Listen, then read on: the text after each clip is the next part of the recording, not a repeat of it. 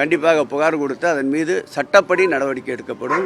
ஆன்மீக தலங்கள் ஏற்கனவே ஆன்மீக தலங்களில் இது போன்ற ஆன்மீக இறையன்பர்கள் ஏற்றுக்கொள்ளுகின்ற நிகழ்ச்சியை தவிர்த்து எது நடந்தாலும் சட்டப்படி கடுமையாக நடவடிக்கை எடுக்கப்படும். சிஎம் சார் பேசியது பார்ட் 1 தான். 2020 2.0 வெர்ஷன் நீங்கள் பார்ப்பீங்க அப்படின்னு சொல்லியிருந்தாரு.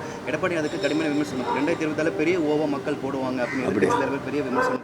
எங்கள் முதல்வரை பொறுத்தளவில் பார்ட் 2 பாகுபலி போன்றவர்கள். ஒரு சில உதாரணங்கள் நீங்கள் சொல்லிக் கொண்டிருக்கிறீர்கள். பாகுபலி எப்படி பிரசித்தி பெற்றது என்பது உங்களுக்கு தெரியும். அதுபோல் எங்கள் முதல்வர் அவர்கள் பீனிக்ஸ் பறவை போன்றவர்கள். எத்தனை முறை எத்தனை தாக்குதல் வந்தாலும் மீண்டும் மீண்டும் உயிர்த்தெழுவார்.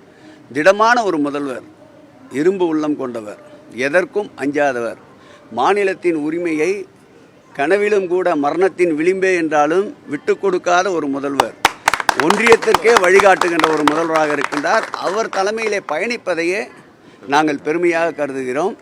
அவர் காட்டுகின்ற திசை நோக்கி ஈட்டிக்கு மார்பு காட்டுகின்ற கூட்டமாக தொடர்ந்து நாங்கள் அமைச்சராக இருந்தாலும், சட்டமன்ற உறுப்பினராக இருந்தாலும், உள்ளாட்சி மக்கள் பிரதிநிதியாக இருந்தாலும் இயக்க தோழன் என்ற உணர்வோடு பயணிப்போம். காலனி என்கின்ற சொல் நீக்கப்பட்டது பல்வேறு தரப்பு வரவேற்பு வந்திருக்கு. ஆனால் எல்முருகன் அவர்கள் என்ன சொல்லியிருக்காங்கன்னா, திமுகவினர்கள் மனநிலையிலிருந்து அந்த காலனி என்கின்ற சொல் நீங்கணும்னு சொல்லி ஒரு குற்றச்சாட்டை முன் வச்சிருக்காங்க.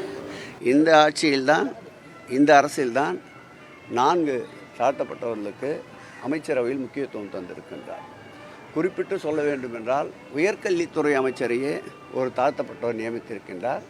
இந்த காலனி என்ற சொல் நீக்கியதற்கு பிறகு மட்டுமல்ல, அனைத்து வகையிலும் சமத்துவம் காணுகின்ற முதல்வர் அவர்கள் ஒட்டுமொத்த ஆதிதிராவிடர், பழங்குடியினர், தாழ்த்தப்பட்ட பிற்படுத்த மக்கள் வாக்குகளை அள்ளி குவிக்கின்ற ஒரு முதல்வராக எங்கள் முதல்வர் இருப்பதால் எல்முருகன் போன்றவர்களுக்கு அரசியல் செய்வதற்கு களமில்லாமல் போய்விடும் என்பதற்காக எதிர்பார்த்தாலும் குற்றச்சாட்டு சொல்வதை வழக்கமாக கொண்டிருக்கின்றார்கள்.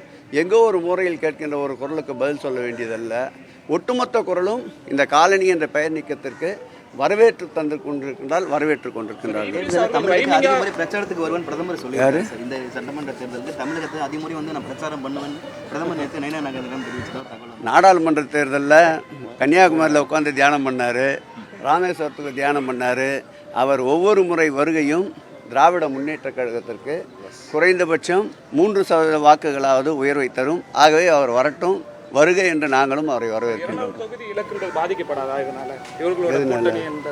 யாரோட கூட்டணி? பல வியூகங்களை வகுக்கிறாங்க. நேற்று கூட மாநில தலைவரை சந்திச்சு சார், நாங்கள் மக்களோடு கூட்டணியை வைத்திருக்கின்றோம். இவர்களை பற்றி நாங்கள் கவலைப்பட வேண்டியதில்லை.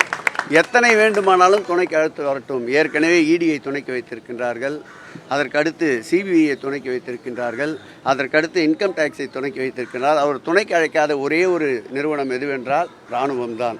அதையும் அழைத்து வரட்டும். ஒற்றை இராணுவமாக இருந்து எங்கள் முதல்வர் அதையும் சந்திக்க தயாராக இருக்கின்றார். செய்திகளை உடனுக்குடனும் துல்லியமாகவும் தெரிந்து கொள்ள சப்ஸ்கிரைப் பண்ணுங்க.